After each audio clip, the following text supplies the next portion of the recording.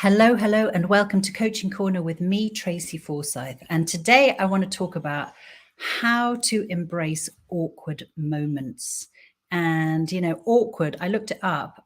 It's kind of like onomatopoeic, isn't it? It kind of feels how it sounds. So, meaning uneasy, feeling embarrassment, or finding something very, very hard to deal with.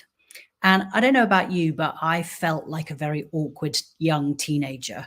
When I picture myself, I see someone as someone in one of those navy Laura Ashley sailor dresses with big puff sleeves, a dropped waist, grey school socks, and big clunky loafers, being asked if I was a boy or a girl. I'm told that look is very trendy now, but I'm not sure I believed it back then. So everybody knows that teen years can be awkward, but what about when you're an adult, when you're grown up? We're supposed to have gotten through that awkward phase, and yet, life can be awkward. From the mild, forgetting somebody's name or not recognizing somebody that you've actually spent the whole afternoon with, tripping in public and so on, to the not so mild, difficult conversations, giving negative feedback, asking for a pay rise, expressing unhappiness or dissatisfaction with somebody else. And as adults, I think we're just expected to suck it up. But how can we make it easier?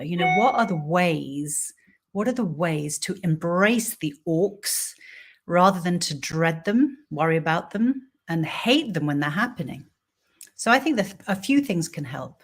Number one is just to make sure that you are breathing. Start breathing. When we're stressed, we tend to hold in our breath, and the fight or flight system kicks in our nervous system.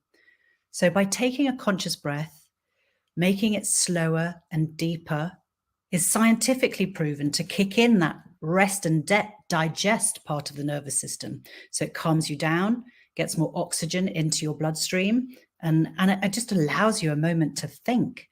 So start breathing, or make sure your breathing is not up here in your throat.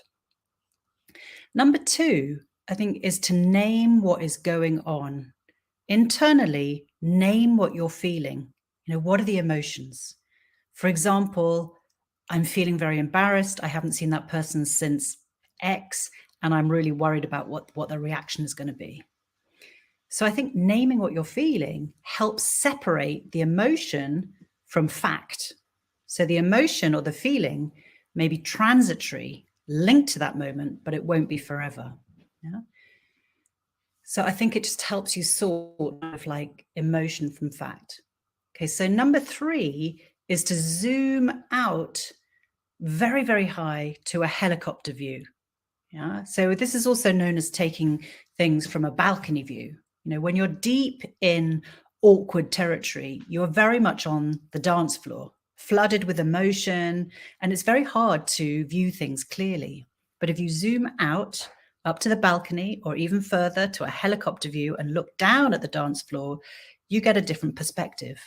What can you see from here? Your point of view, their point of view, what's really going on? Yeah.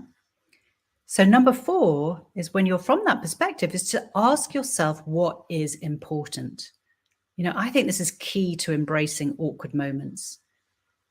Ask yourself what is really important at the end of the day. So rise above yourself, rise above the other person, and think about what matters, what truly matters.